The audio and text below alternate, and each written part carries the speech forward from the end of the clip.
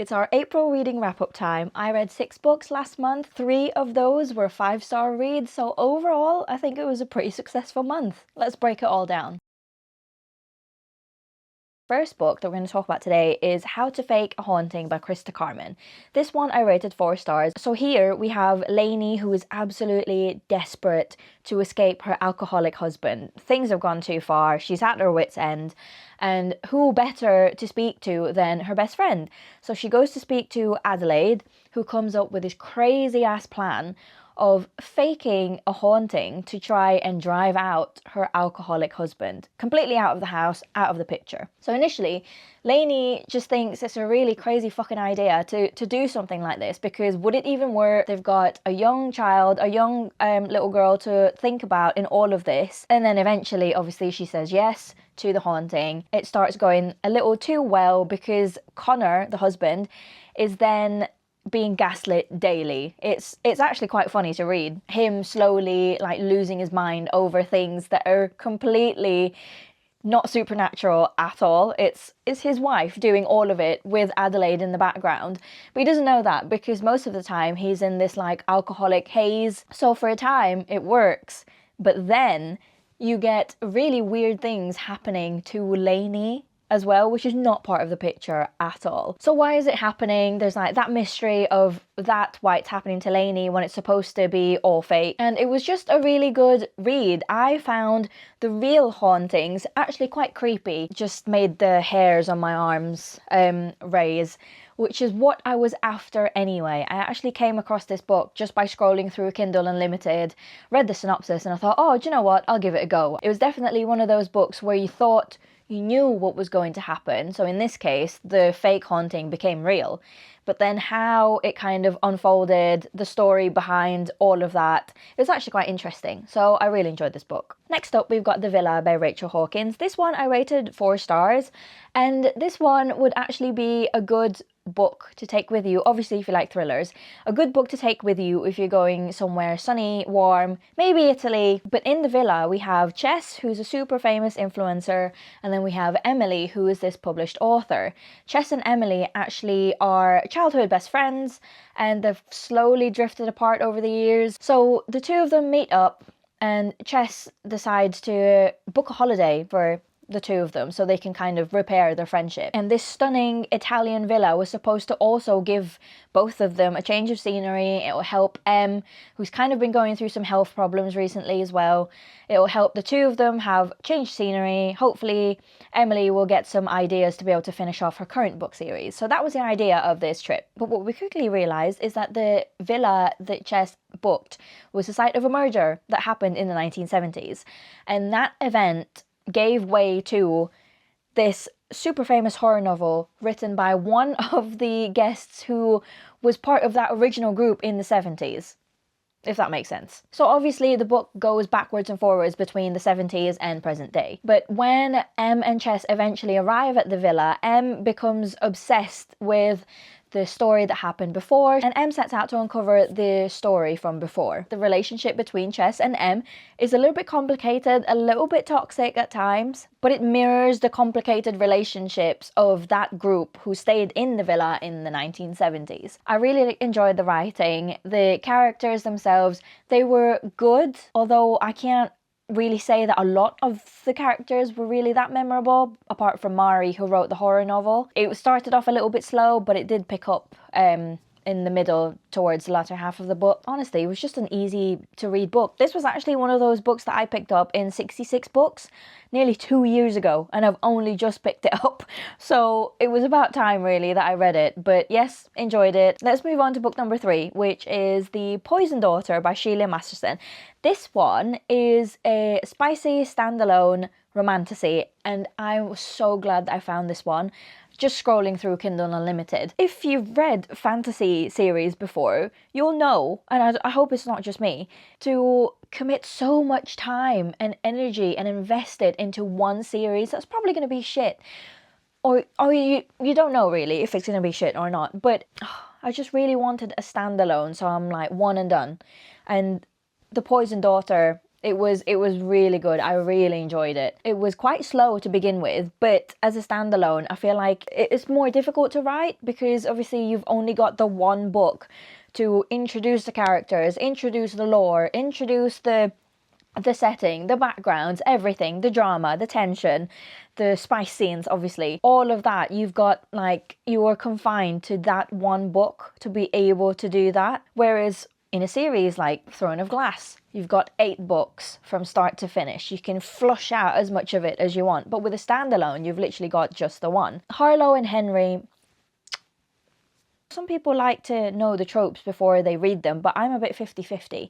But anyway, the tropes for this one, you've got forced marriage, forced proximity, vampires, enemies to lovers, family drama, and possessive MMC. And this one I thought had a really interesting magic system. You've got the Caranwells, who are the most powerful founding family in Lunamead. I hope I've said that right. But the thing that makes them so powerful is the fact that they can see everyone else's auras, and people's auras show what kind of magic they possess, which makes fighting any single person, any single member of the Caranwell family really fucking difficult, because they can see it.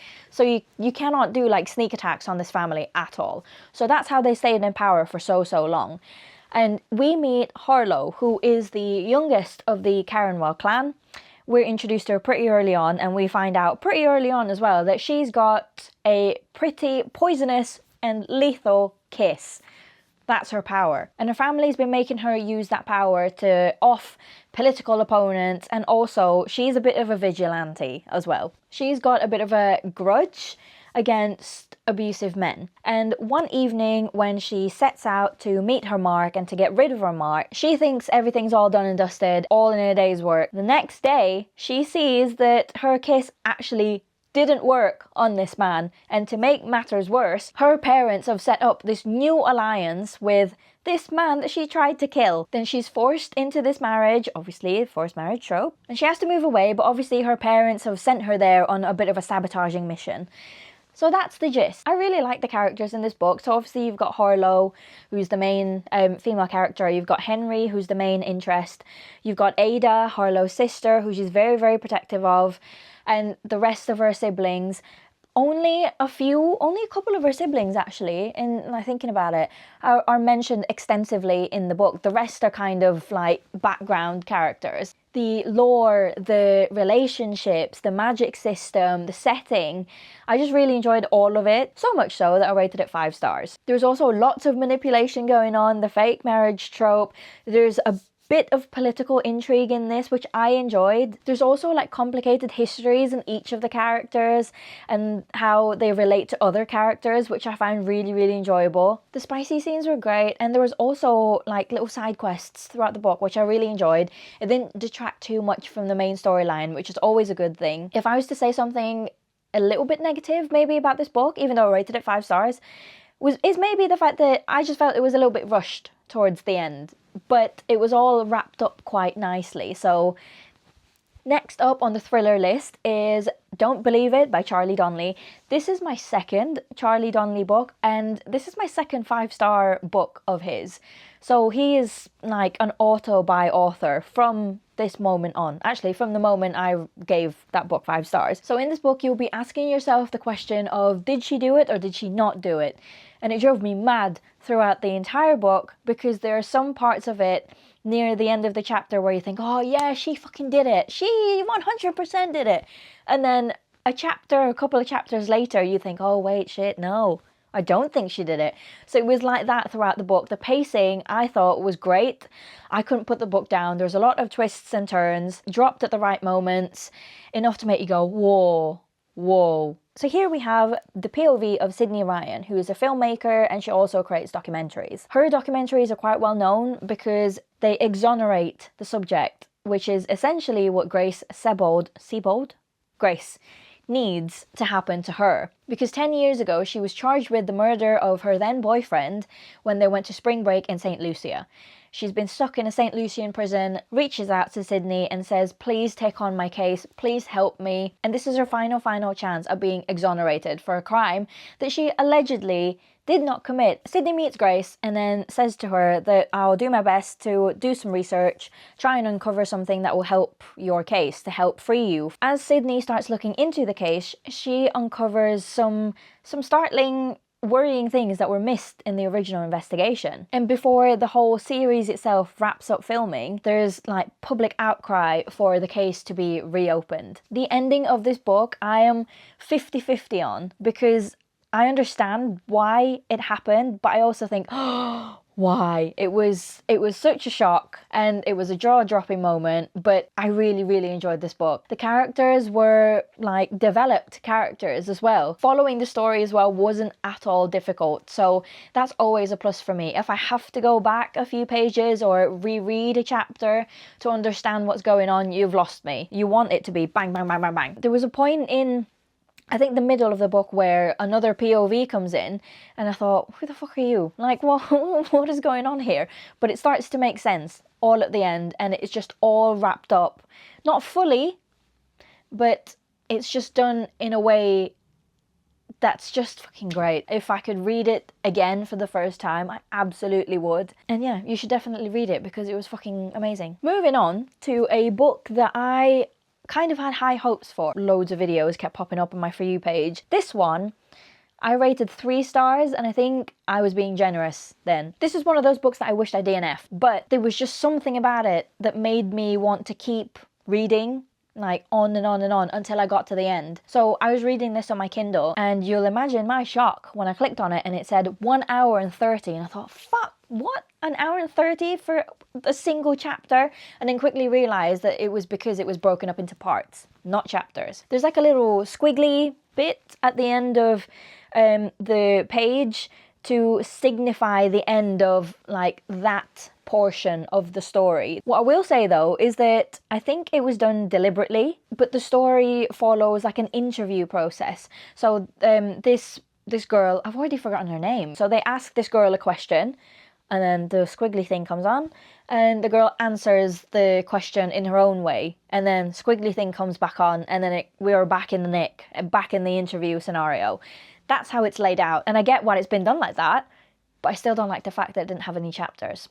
So in this book, we start off with the FBI discovering this garden, and this garden has basically housed and looked after these young girls who have really weird and intricate butterfly tattoos, and quickly find out that these girls who's living in the garden have actually been kidnapped and have been missing. Some of them have been missing for some time. We later find out that the place that they were living in is actually called, very aptly, the Butterfly Garden. And the man running the entire thing is called the gardener. They're basically just trying to find out who the girls are, why they're there, how they got there in the first place, who the gardener is, and what the fuck is going on. There's trigger warnings in this book, so check it out. The pacing was just a bit, it would pick up in the most random places throughout the book, which is why I think I kept reading it to the end.